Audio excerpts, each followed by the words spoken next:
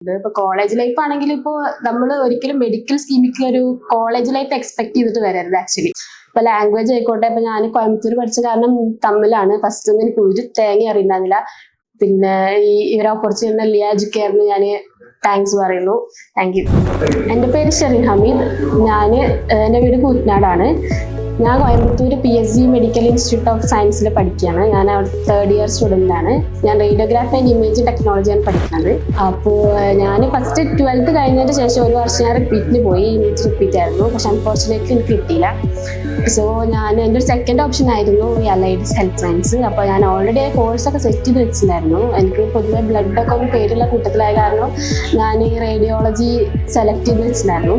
NEET എനിക്ക് കിട്ടാണ്ടായപ്പോൾ ഞാൻ basically ഇവരെ കോൺടാക്ട് ചെയ്തു. എൻ്റെ ഫ്രണ്ട് വഴിയാണ് ഞാൻ ഈ ലിയാജ് കെയറിനെ കുറിച്ചിട്ട് സുഹേൽഖാനെ കുറിച്ചിട്ടൊക്കെ അറിയുന്നത്. അപ്പോൾ എൻ്റെ കോഴ്സിനെ പറ്റി പറയുകയാണെങ്കിൽ അത്യാവശ്യം നല്ല കോഴ്സ് തന്നെയാണ്. ഇപ്പോൾ പാരാമെഡിക്കലിൽ തന്നെയാണെങ്കിൽ റേഡിയോളജി MLT എന്നൊക്കെ പറയുന്നത് നമുക്ക് ഇൻഡിപെൻഡൻ്റ് ആയി വർക്ക് ചെയ്യാൻ പറ്റുന്ന സ്കീംസ് ആണ്. പിന്നെ എൻ്റെ ബെനിഫിറ്റ് നമ്മൾ റേഡിയോളജിയിൽ ഇപ്പോൾ 3 എക്സ്റേ വരുന്നുണ്ട്, MRI സ്കാൻ, CT സ്കാൻ, അങ്ങനത്തെ കാര്യങ്ങളൊക്കെ വരുന്നുണ്ട്. ന്യൂക്ലിയർ മെഡിസിനെ കുറിച്ചിട്ട് നമ്മൾ പഠിക്കും, പക്ഷെ നമുക്ക് ഡയറക്റ്റ് വർക്ക് ഉണ്ടാവില്ല.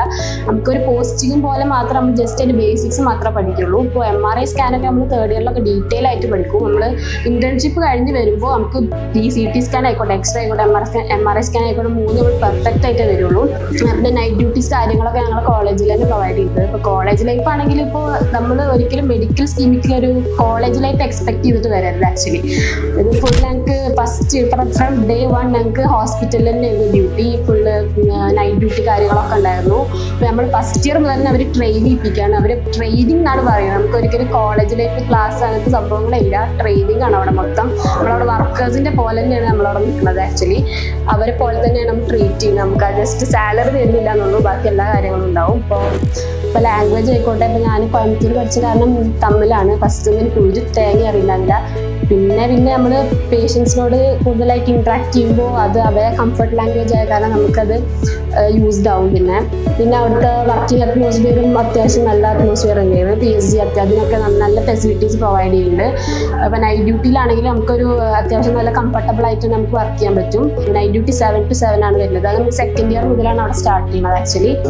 ഇപ്പോൾ ഞാൻ 3rd ഇയർ കഴിഞ്ഞ് ഇന്റേൺഷിപ്പ് കയറാൻ വേണ്ടി നിൽക്കുകയാണ്. ഇപ്പോൾ ഇങ്ങനത്തെ ഒരു ഓപ്പർച്യൂണിറ്റി വന്നതിന് ഞാൻ സുഹൈൽക്കാട് ഭയങ്കര താങ്ക്ഫുൾ ആണ്. അല്ലെങ്കിൽ ഞാൻ ശരിക്കും കഷ്ടപ്പെട്ട് പോയിരുന്ന ലാസ്റ്റ് എനിക്ക് കിട്ടാണ്ടായപ്പോൾ പിന്നെ ഈ ഒരു ഓപ്പർച്യൂണിറ്റി ലിയാജ് കെയറിന് ഞാൻ താങ്ക്സ് പറയുന്നു. Thank you.